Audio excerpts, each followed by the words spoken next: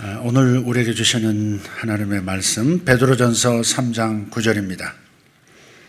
악을 악으로 욕을 욕으로 갚지 말고 도리어 복을 빌라. 이를 위하여 너희가 부르심을 받았으니 이는 복을 이어받게 하려 하심이라. 아멘. 이 주제는 지난 한 해 동안에 한번 말씀을 나누었던 그런 주제입니다. 근데 다시 이 말씀을, 이 본문을 대할 때 다시 감동이 있어서 이 말씀을 다시 선택합니다. 왜 타인의 복을 빌라 하시는가 하는 제목입니다. 왜 타인의 복을 빌라 하시는가? 그것은 첫째로 우리의 유익을 위함입니다. 우리의 유익을 위함이다. 그래서 먼저 우리의 유익을 위해서 하나님께서 다른 사람에게 복을 빌어주라라고 말씀하신 거예요. 우리는 누군가를 축복해 줌으로써 축복해 주는 바로 그 사람, 축복을 받는 그 사람의 유산에 동참하게 됩니다. 이 땅의 유산을 말하는 게 아니고 하늘의 유산, 하나님께서 그 사람에게 예비하신 그 유산에 동참할 수 있는 기회를 열어주시는 겁니다. 하나님께서는 아브라함을 축복함으로써 아브라함에게 선포된 축복에 함께 동참하게 된다, 그렇게 말씀하셨어요.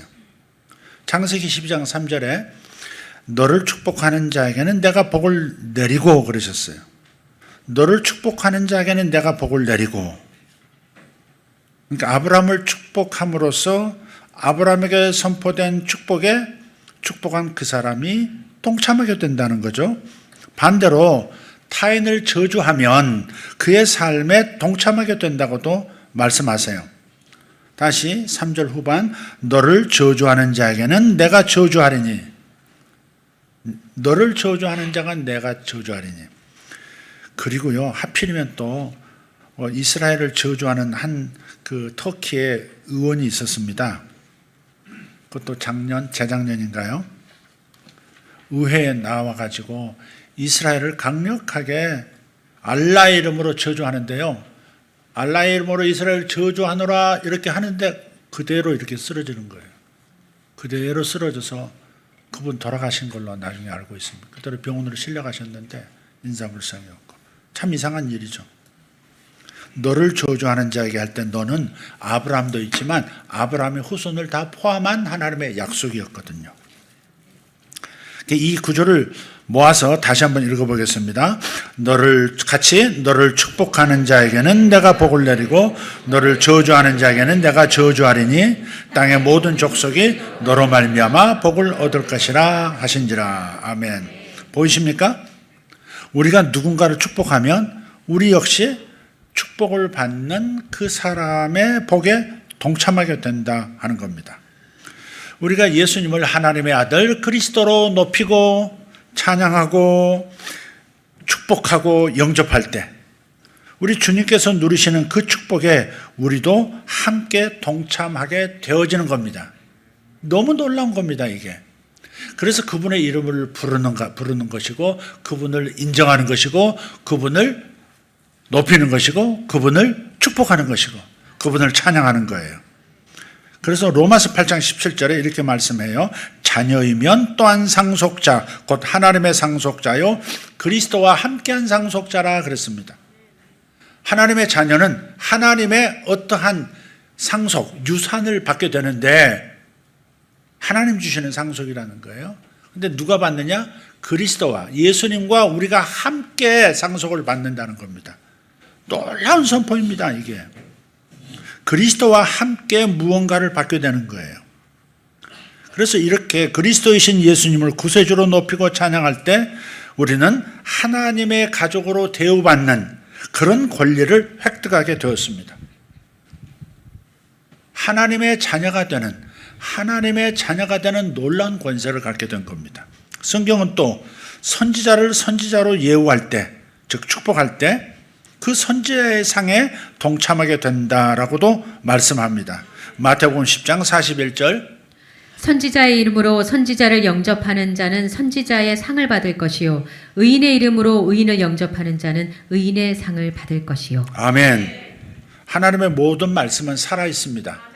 모든 약속의 말씀을 여러분 놓치지 마시고 그 약속의 말씀을 붙들고 그 약속의 말씀을 순종하시고 실천하세요. 반드시 그 약속의 말씀대로 내 삶에, 나의 가정에, 나의 가문에 역사하는 줄 믿습니다. 그래서 왜 타인의 복을 빌라고 말씀하셨을까? 그것은 먼저 우리의 유익을 위해서다라고 첫 번째 말씀을 드립니다. 두 번째는 세상을 향한 복이 되게 하려고, 세상을 향한 복이 되게 하려고 타인의 복을 빌어주라는 겁니다. 그래서 우리가 하나님께서는 우리가 축복하는 사람이 될 뿐만 아니라 우리가 세상을 향한 축복 그 자체이기를 원하세요. 아브라함이 그 모델입니다. 하나님은 아브라함더러 너는 복이 되라 그렇게 말씀하셨어요. 너는 복이 되어라. 네가 복이다. 저 지난 해에 네가 복이다 그런 주제였었죠. 작년은 뭐였어요? 그 다음에는 무거운 것이 떨어져 나가는 해. 그 다음 작년은 정렬의 해 그랬습니다. 정렬의 해, 정렬의 해. 근데 그 정렬의 해 제가 가져왔던 그림이 뭐였어요? 네, 행성, 태양계에 8개의 행성이 쭉 줄로 이어서 배열되는 그런 그림을 가져왔었습니다. 1년 내내 붙여놨었어요. 근데 저는 몰랐는데요. 올해 2월 24일인가 28일인가 정확하지 않는데 2월 24일인가 28일인가에 2700년 만에 태양계에 7개 행성이 하나 빠져요. 7개 행성이 쭉 일렬로 늘어선답니다. 그럴 때는 하늘의 그 별들은 징조를 나타낸다. 성경은 그렇게 되어 있거든요. 하늘의 별들은 징조를 나타낸다. 우리가 그런 걸 가지고 뭐 천문학을 하고 뭐 점성술을 하고 그런 건 아니지만 하나님의 말씀의 일부분 그것을 우리가 그 정도는 이해하고 있으라. 하늘의 징조를 나타낸다. 그렇기 때문에 2월 24일 혹은 28일이면 무슨 좋은 일이 있을까? 아니면 반대로 우리가 정말 깨어서 경성해야 할 어떤 일이 일어날 수도 있습니다. 그게 징조라면요. 그래서 우리가 깨어서 자신을 잘 준비해야 될 줄 믿습니다. 무엇보다도 우리 경제적인 어려움이 온다고 얼마 전부터 작년부터 계속 이제 이 흉년의 계절로 들어섰다 말씀했는데 실제로 많은 전문가들을 얘기를 이렇게 들어보면 경제학자들 관계기관에 계신 분들 얘기를 들어보면 코앞에 닥친 경제적인 위기가 있는 것 같습니다. 우리나라 자영업자들이 폐업하는 게 너무 많고요. 그 폐업률이 너무 높습니다. 너무 높아요. 그 다음에 가계 부채 비율 같은 거 이런 것들이 너무 심각해서 그래서 아직 우리가 체감을 못하고 있지만 이미 와 있는지도 몰라요. 어떤 사람은 제2의 IMF가 와 있다. 그런 상황이거든요. 그래서 지금 가뜩이나 지금 나라가 혼란스러운데 우리가 지금 미리 기도해야 되겠습니다. 조금 시간을 늦춰달라고 저는 기도하고 있는 중입니다. 하나님 허락하셔서 지금 좀 늦춰주십시오. 우리 성도들이 준비할 수 있도록 우리 성도들이 뭔가를 좀 준비할 수 있도록 좀 늦춰주십시오. 그 기간을 늦춰주십시오. 그렇게 기도하고 있습니다. 여러분도 막연한 그림이긴 하지만 여러분도 그 기도는 해야 될 필요가 있는 것 같고 어쨌든 우리나라는 사명을 받은 나라이기 때문에 세계 중심 국가로서 또 세계를 선도하는 국가로서 면모를 갖춰야 되기 때문에 여기서 무너지면 안 되거든요. 그러니까 여러분이 경제적인 문제 앞으로는 좀 경제적인 문제를 위해서 기도해 주시기를 바랍니다. 어쨌든 우리 한국이 어려울 때 세계 이 강한 나라들이 우리나라를 먹이로 삼지 못하도록 그렇게 우리가 방어하는 기도를 좀 해야 될 것 같습니다. 할렐루야.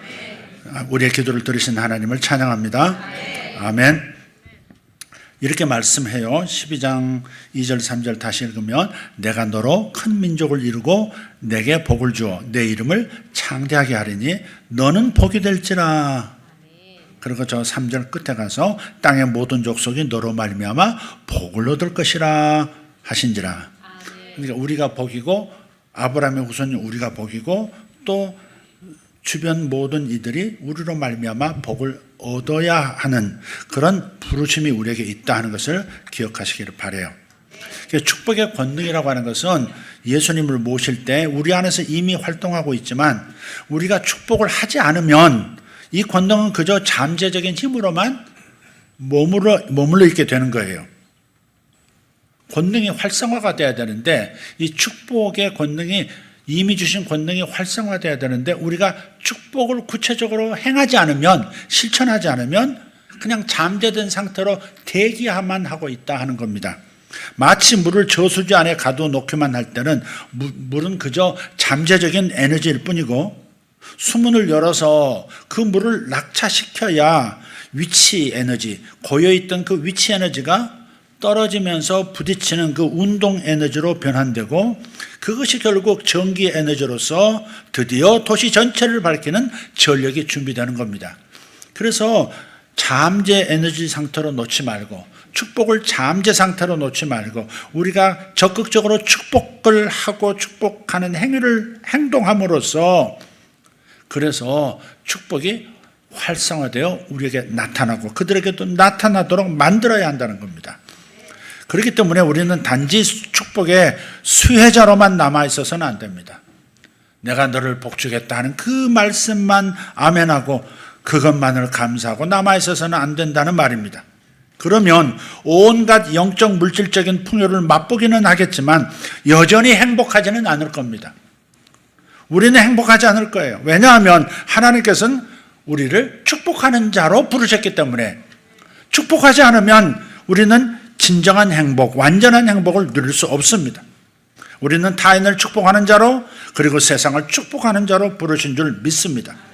베드로전서 3장 9절 말씀에 도리어 복을 빌라 이를 위하여 너희가 부르심을 받았으니 그랬어요. 도리어 복을 빌라 이를 위하여 너희가 부르심을 받았다. 무엇을 위하여 부르심을 받았다고요? 복을 빌도록, 타인의 복을 빌어주도록, 세상의 복을 빌어주도록 우리를 부르셨다는 겁니다. 아멘. 할렐루야.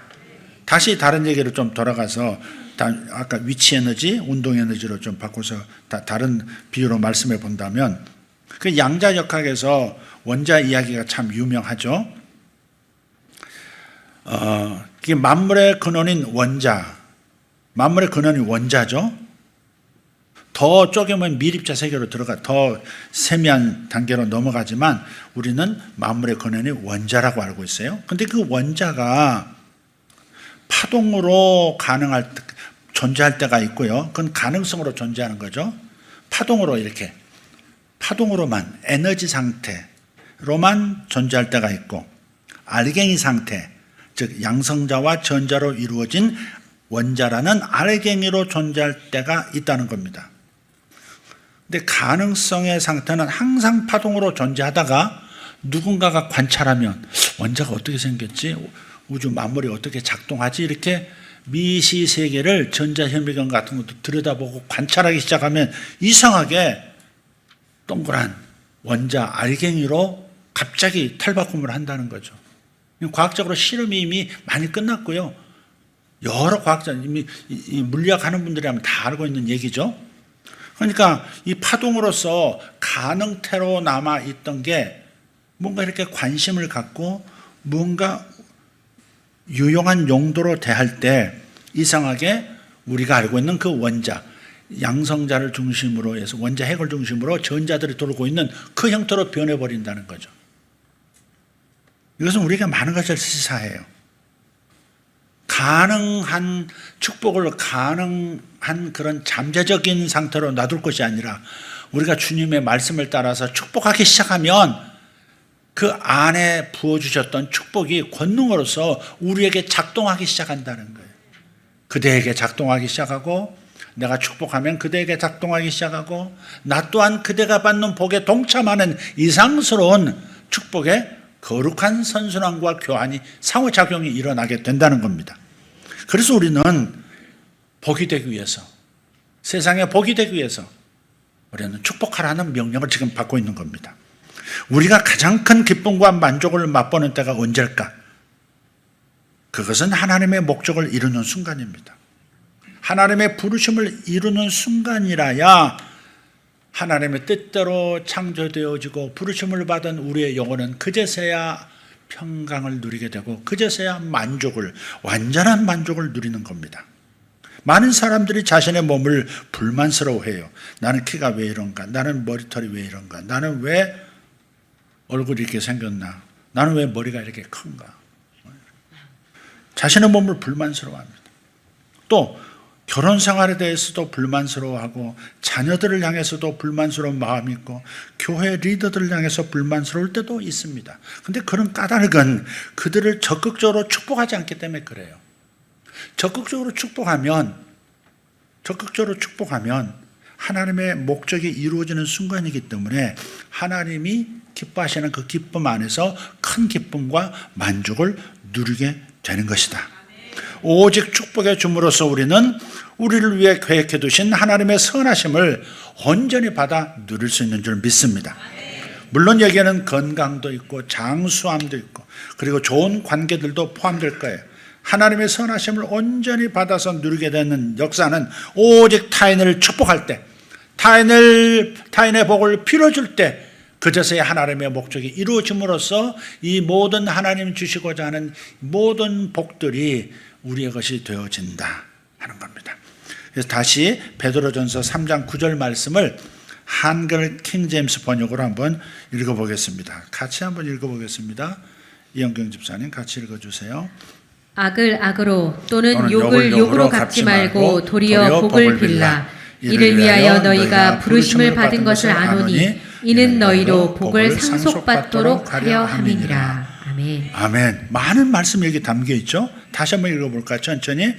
악을 악으로 또는 욕을 욕으로 갚지 말고 도리어 복을 빌라. 이를 위하여 너희가 부르심을 받은 것을 아노니 이는 너희로 복을 상속받도록 하려 함이니라. 그러니까 내 복을 내가 챙기는 게 사실 아니고 내가 이웃의 복을 빌어주고 이웃은 나의 복을 빌어주는 이 사랑의 상호관계 속에서라야 하나님이 주시고자 하는 모든 축복들이 강력하게 움직이기 시작한다는 것을 보여주는 구절입니다. 다른 사람을 향하여 복을 빌어주도록 우리를 불러주셨는데 예수도 믿게 하시고 우리를 불러 준비시켰는데 그 결국은 뭐예요? 그 결과는 나도 복을 상속받도록 되어진다는 겁니다. 이런 뜻에서 마지막 한 번만 더 읽어보겠습니다. 악을 악으로 또는 욕을 욕으로 갚지 말고 도리어 복을 빌라. 이를 위하여 너희가 부르심을 받은 것을 아노니 이는 너희로 복을 상속받도록 하려 함이니라. 아멘. 주님의 복을 상속받읍시다.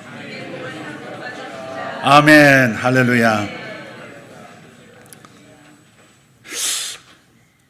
욕을 욕으로 갚지 말고 도리어 축복하라.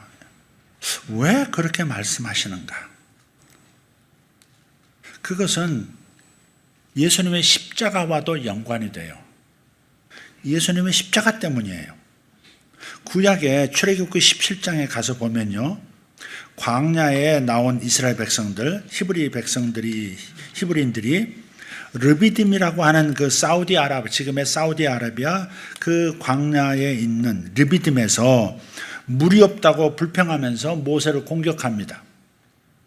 그때 하나님께서는 모세에게 반석 하나를 가리키면서 저 반석을 저 큰 바위를 지팡이로 치라 그러셨거든요. 지팡이로 치라. 그러자 생수가 강물처럼 터져 나와서 모두가 마셨습니다. 그래서 한 20년 동안 이 이스라엘의 이동 경로를 연구한 한 호주 학자 한 분이 그런 설명을 해주더라고요.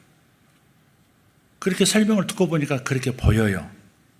르비딤이라는 것에 이렇게 돌출된 바위가 있는데요. 그게 둘로 쫙 쪼개져 있어요. 묘하게 쪼개져 있습니다. 그리고 거기서부터 물이 터져 나왔다고 그렇게 상상할 수 있을 만큼 전체적인 지형이 거기가 깊이 패이면서 고를 따라서 광야 쪽으로 흘러간 흔적이 지금도 많은 것들이 쌓여 있음에도 그 흔적이 남아 있는 거예요. 그래서 그 생수가 강물처럼 터져 나와서 모두가 해갈하게 된 거예요. 그래서 그곳을 마사 머리바라 그래요. 마사 머리바. 뜻은 뭐냐면 하나님과 다투다. 이스라엘 백성이 여기서 하나님하고 다퉜다. 모세에게 불평하고 공격을 했지만 결국 하나님과 다툰 것이다. 마사 머리바 그럽니다. 이상한 점은 이스라엘이 하나님께 무례했고 범죄했음에도 하나님의 꾸짖음과 진노가 전혀 없습니다. 출애굽기 17장 읽어보세요. 하나님께 대항하고 하나님과 부딪혔지만 꾸짖음과 진노가 없어요. 그런데요, 그 다음 두 번째 상황에서 하나님의 반응이 달라진 것을 인해서 이스라엘이 급당황합니다. 그게 민수기 20장에 나와요. 민수기 20장 1절부터 보면 무리바입니다. 아까 르비딤이었는데 르비딤에서 벌어졌던 상황이 또 벌어졌어요. 무리바에서. 이스라엘이 불평, 원망, 대적을 합니다. 하나님은 여전히 그런데도 물을 주세요. 원망하고 대적하고 불평하는데도 주실 것을 주세요. 그런데 이때 모세가 실수를 해요. 무슨 실수를 하냐면 하나님께서 일러주신 대로 행하지 않는 실수입니다. 하나님은 반석에게 물을 내라 이렇게 명령만 하라고 하셨어요. 르비딤에서는 저 반석을 지팡이로 치라 그랬거든요. 근데 이 무리바에서는 물만 내라, 물을 내라 이렇게 말로 물이 쏟아져 나오라고 블레싱 하라고만 말씀하셨는데 모세는요 그 반석을 지팡이를 들어서 전번처럼 또 내리쳤어요. 물론 물을 주셨지만 모세에게는 하나님의 진노가 임합니다. 불순종에 대한 대가를 치르는 거예요. 그래서 모세가 그 불순종한 대가로 하나님의 진노를 겪는 게 뭐냐? 가나안 땅으로 들어가지 못하게 하시는 거예요. 다른 사람들은 다 가나안 들어가는데 모세 너는 못 들어간다. 그래서 모세는요 느보산에 올라가서 자기 백성들이 건너가는 것을 보았는지는 모르지만 느보산에 올라가서 저 멀리 가나안 땅을 바라보다가 그 산에서 사라집니다. 이 첫 번째 경우와 두 번째 무리바와 이 르비딤과 무리바에서의 차이가 뭘까? 아브라함 때부터 시내산에 이르기까지 그 후손들이 시내산에 도착할 때까지는 은혜의 언약대로 이스라엘을 대우하셨어요. 하나님께서는 아브라함의 믿음을 의로 여기시고 그냥 하나님을 온전히 믿는 믿음을 의로 여기시고 모든 은혜를 주시겠다 하셨고 그래서 아브라함의 후손들까지도 시내산에 올 때까지는 그냥 잘못해도 묻지 아니하시고 하나님께 대적해도 묻지 아니하시고 그저 원하는 것을 채워주시고 사랑만 베풀어 주셨습니다. 그런데 출애굽기 19장 시내산에서 하나님과 언약을 갱신합니다. 옛날 맺었던 이 계약서 찍고요. 새로운 계약서를 만들어요. 그게 뭐냐? 모세가 받았던 그 율법 언약을 이스라엘 백성과 하나님 사이에 맺은 다음부터는 대우가 달라지는 거예요. 율법의 계약대로 잘못한 것에 대해서는 가차없이 진노하셨고 또 벌도 내리십니다. 그 이후부터 땅이 갈라져서 반항한 이스라엘 백성들 땅으로 그냥 지하로 떨어지기도 하고요. 오만 가지 일들이 많이 일어나죠. 더구나 모세가 르비딤에서 쳤던 그 반석, 무리바도 마찬가지입니다. 반석은 예수 그리스도를 뜻하는 것이에요.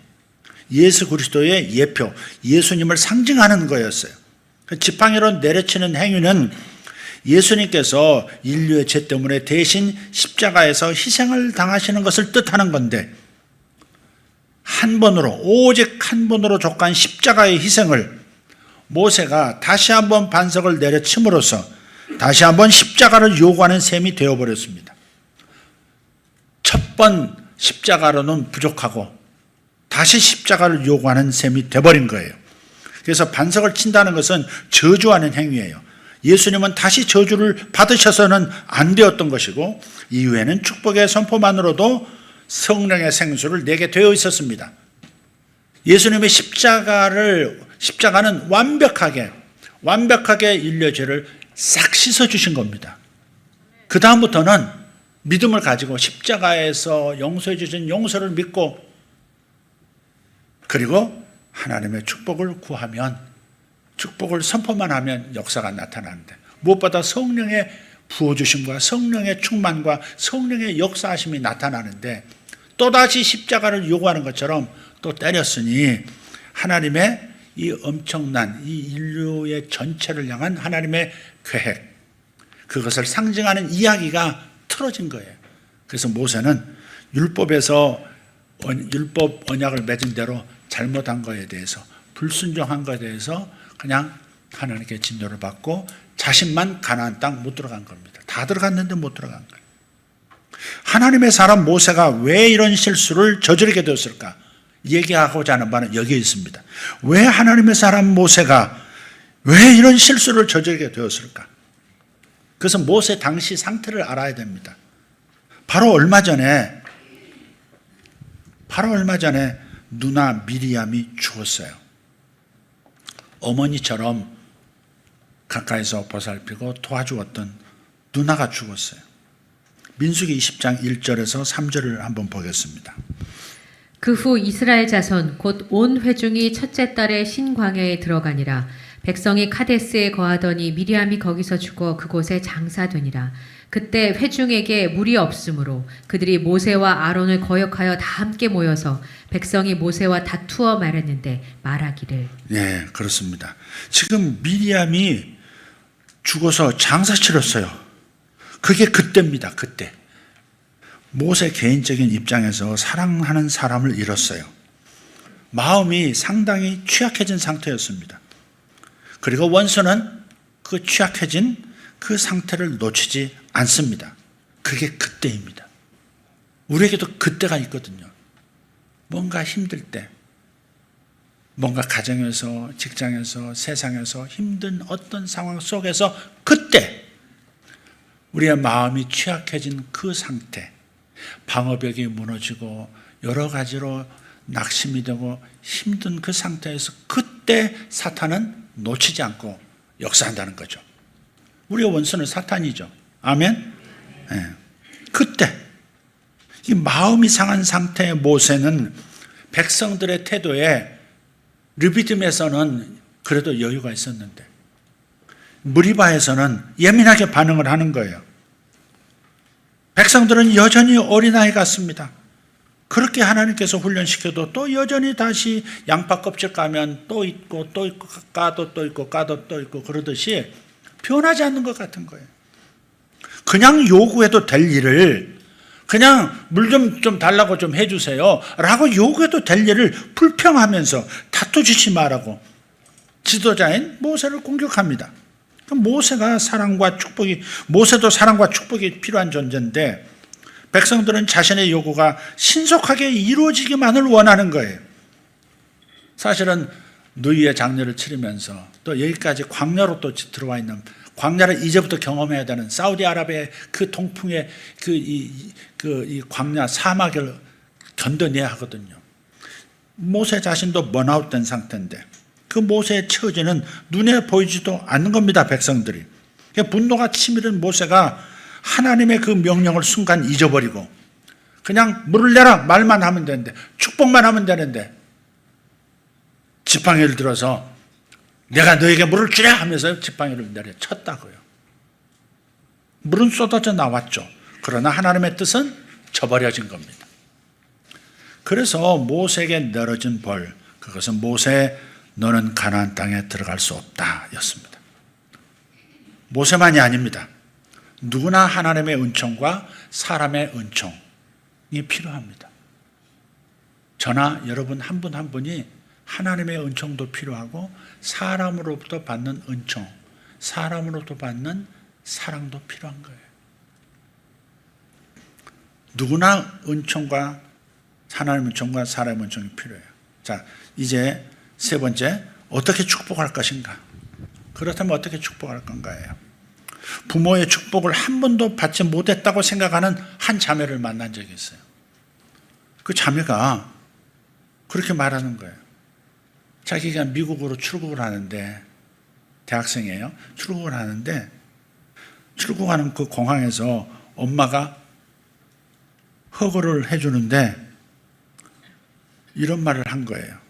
엄마가 그때 저를 처음으로 안아줬어요. 그러더라고요. 엄마한테도 그랬고 저한테도 그 얘기를 다시 얘기해 주는 거예요. 엄마가 그때 나를 처음으로 안아줬어요. 그러니까 안아줌도 축복의 방법이 됩니다. 육신의 부모는 물론이고요, 영적인 부모로부터도 축복이 필요합니다.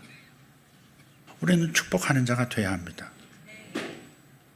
요즘 유초등부를 가보면 아이들이 틈만 나면 선생님 품에 안겨 있더라고요. 돌아가면서 안겨 있더라고요.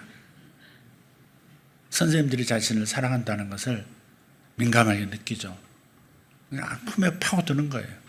특히 유치부 애들은 막 선생님 한 사람 한 사람과 다 담당이 있더라고요. 품에 들어가서 안겨 있고 틈만 나면 안기더라고요.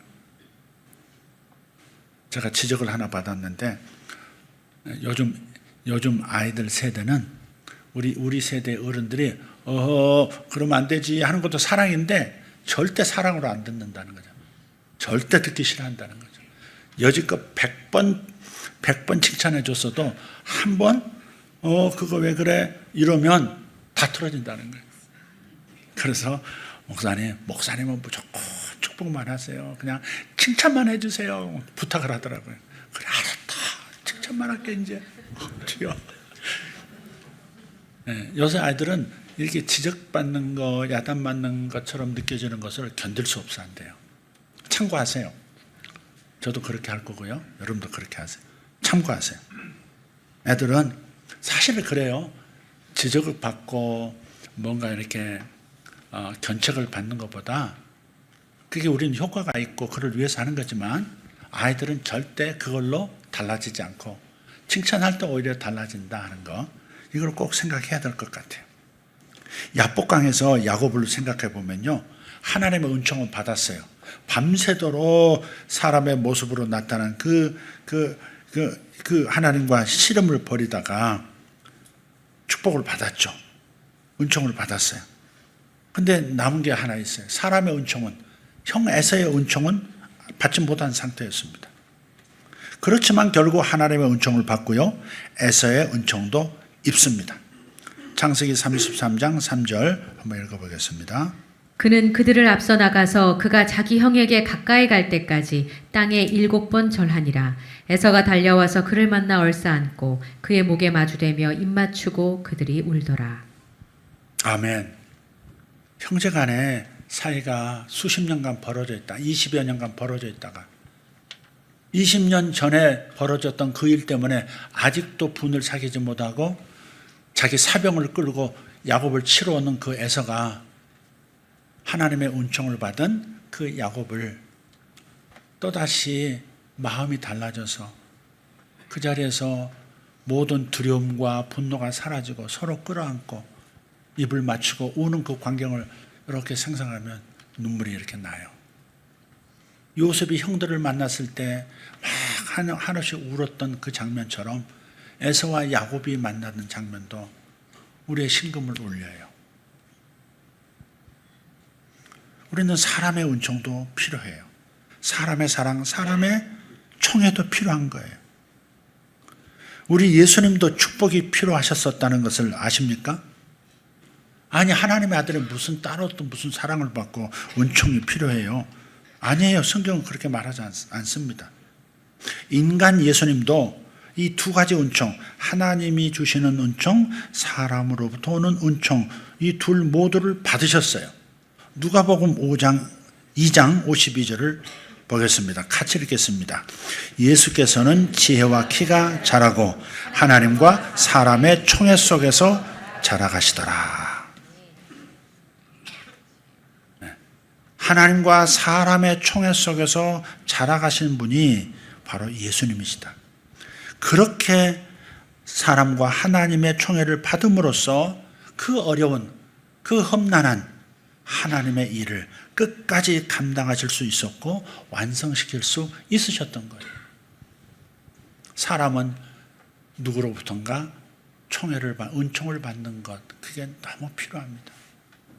하나님의 은총은 이미 예수 그리스도를 통해서 주고 계시지만 사람의 은총이 이제 필요해요. 사람의 축복이 필요한 거예요. 우리는 안아줌으로써 타인을 축복할 수 있고 또 말로 축복할 수도 있고 물질로 축복할 수도 있습니다. 그 기본은 말로 타인을 축복하는 거예요. 말로 하는 축복은 지금 상대의 현재 상태가 아니라 장차 되어질 모습을 말해주는 거예요. 축복한다는 것은 지금의 모습을 말해주는 게 아니라 그가 되어질 그 모습을 말해주는 것, 그게 축복의 정의예요. 야곱이 아니라 이스라엘인 거예요. 다시는 야곱이라 하지 말라. 너는 이스라엘이다. 하나님의 왕자다. 하나님의 왕자다. 이스라엘. 아브라함이 아니라 아브라함이다. 작은 자의 아비가 아니라 열국의 아비다. 장차 되어질 모습을 얘기해 주는 거예요. 사례가 아니고 사라다. 큰 무리의 어미다. 이렇게 말해 주는 거예요. 장차 되어질 모습을 말해 주는 것. 그게 축복이다. 저주, 욕이라고 하는 것은 지금보다 모단적으로 말로서 밀어내는 거예요. 밀쳐버리는 거예요. 넌 언니보다 한참 모자라. 네 인생은 훤하다, 훤해. 1등? 반에서 1등? 학교에서는 몇 등인데? 부지런히 노력해서 학교에서 1등 한번 받아오면 그러면 전국에서는 몇 등이야? 옛날 우리 부모들이 그랬잖아요. 우리도 답습하고 있는지도 몰라요. 지금 얼마나 상처받은 사람들이 많은지 몰라요. 그렇게 부드럽던 사람, 그렇게 화목하게 지내던 사람 어느 날 돌변할 때도 있어요. 왜 그런 줄 아세요? 상처가 도진 거예요.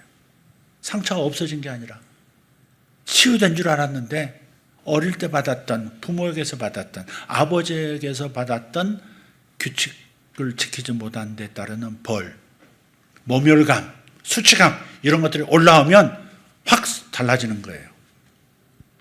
엄마가 늘 언니하고 동생하고 그 사이에 낑겨 있는 나를 비교하면서 못난 나를 늘 얘기해 줬던 그 분노가 다시 일어나는 거예요.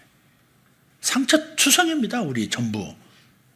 그 부분 여러분 솔직하게 들여다봐야 됩니다. 여러분의 부모들, 여러분의 아버지 어머니가 좋은 부모님이셨지만 그러나 지혜로운 부모는 아니셨을 수 있어요. 그래서 우리는 부분적으로 좀 크게 작게 다 상처를 가지고 있고 그 상흔 때문에 자꾸 아파하면서 지금 장성한 사람이 되었음에도 불구하고 자꾸 아파하고 자꾸 괴로워하고 자꾸 힘들어지는 거예요. 그게 어렸을 때 아빠 엄마가 그려준 그 스케치대로 인생이 계속 그대로 색채가 입혀지고 그 스케치선 안에서 모든 명암도 들어가고 되는 거예요.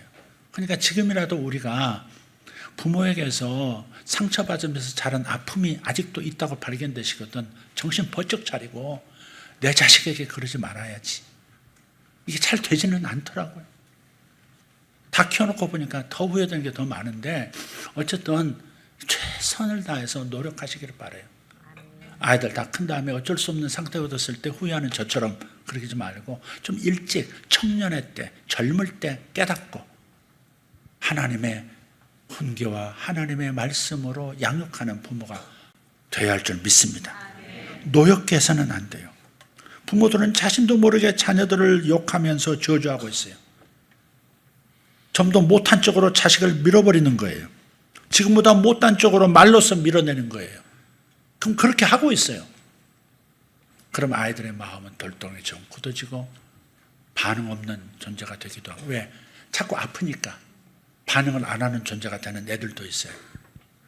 저도 일부분 그랬던 것 같아요.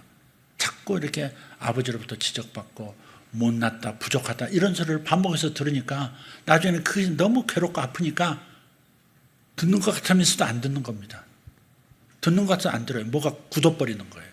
귀를 닫아버리고 마음을 닫아버리는 거예요. 왜? 아프고 싶지 않으니까. 우리 그렇게 산 분들 계실 수도 있어요.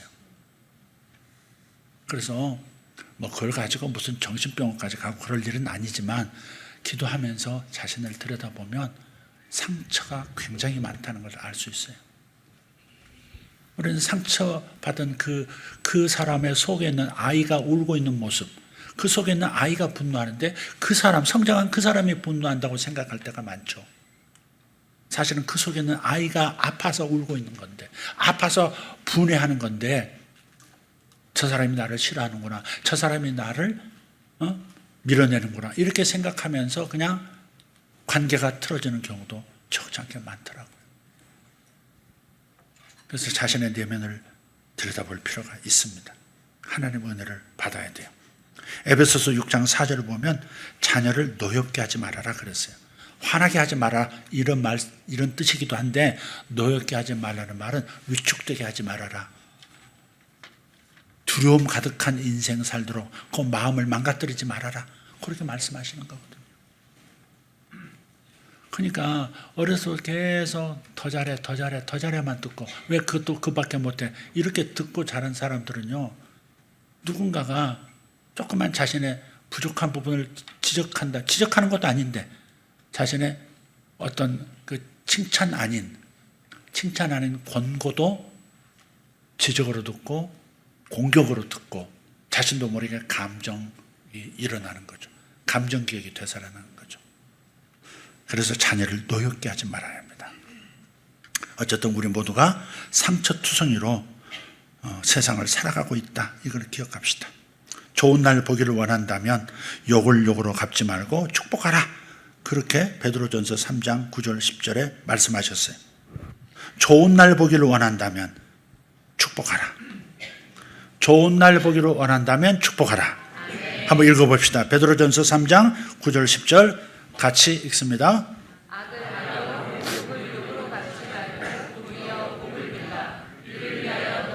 부르심을 받았으니 이는 복을 이어받게 하려 하심이라. 그러므로 생명을 사랑하고 좋은 날 보기를 원하는 자는 혀를 금하여 악한 말을 그치며 그 입술로 거짓을 말하지 말고. 아까 그런 찬양도 아까 우리 한번 찬양팀이 부르대요. 우리 다시 한번 맑은 목소리로 함께 다시 한번 찬찬히 읽어보겠습니다. 시작. 악을 악으로 욕을 욕으로 갚지 말고 도리어 복을 빌라. 이를 위하여 너희가 부르심을 받았으니 이는 복을 이어받게 하려 하심이라. 그러므로 생명을 사랑하고 좋은 날 보기를 원하는 자는 혀를 금하여 악한 말을 그치며 그 입술로 거짓을 말하지 말고. 아멘. 생명을 사랑하고 좋은 날 보기를 원하는 자, 좋은 날 보기를 원하시면 아멘. 아멘. 여러분 인생 좋은 날 보기를 원하시면 아멘. 아멘. 크게 아멘. 아멘. 그러면 혀를 금하여 악한 말을 그치고 그 입술로 거짓을 말하지 말고 도리어 복을 빌어주는 분들, 타인의 복을 빌어주는 분들 되시기를 축복합니다. 우리는 타인의 복을 빌어주어야 합니다. 더 나아가서 요한일서 3장 18절에 있는 말씀처럼 말로만 사랑하지 말고 물질로도 축복하라 하셨습니다. 요한일서 3장 18절. 자녀들아, 우리가 말과 혀로만 사랑하지 말고 행함과 진실함으로 하자. 아멘. 행함과 진실함으로 하자. 말로 하는 축복이 너무 중요하지만 거기에 그치지 말고 안아줌, 혹은 미소를 띄워줌, 혹은 물질로 사랑을 표현함, 이런 것들이 같이 움직여지도록 그렇게 하라는 겁니다. 우리의 부르심이 바로 여기에 있습니다. 이것이 우리의 부르심이에요. 딴 거 다 잊어도 좋아요. 우리가 사랑하라고 하는 그 말씀을 기억하고 이렇게 다른 사람이 잘 되어지도록 복을 빌어주는 사람이 되어지는 것, 그리고 마음이 갈 때 호주머니도 열 수 있는 사람이 되는 것, 그게 우리를 부르신 이유라는 것을 기억합시다. 돈을 버는 것도 거기에 마음이 있기를 원하고, 여러분이 복을 받는 것도 거기에 초점을 맞추기를 예수 이름으로 부탁드립니다. 기도하겠습니다. 하나님 감사합니다. 왜 타인의 복을 빌라 하시는가라는 제목으로 은혜를 나눴습니다. 왜 타인의 복을 빌라고 하시는 것인가? 우리의 유익을 위해서 주님께서 빌라 하셨고, 또 세상을 향한 복 그 자체가 되게 하려고 복을 빌라 하신 줄 믿습니다. 그리고 우리는 오늘 어떻게 축복할 것인가? 아버지 하나님, 대략을 우리가 말씀을 들었습니다. 실행하는 자들 되어 복의 근원으로 살아가게 하옵소서. 예수님 이름으로 기도합니다. 아멘.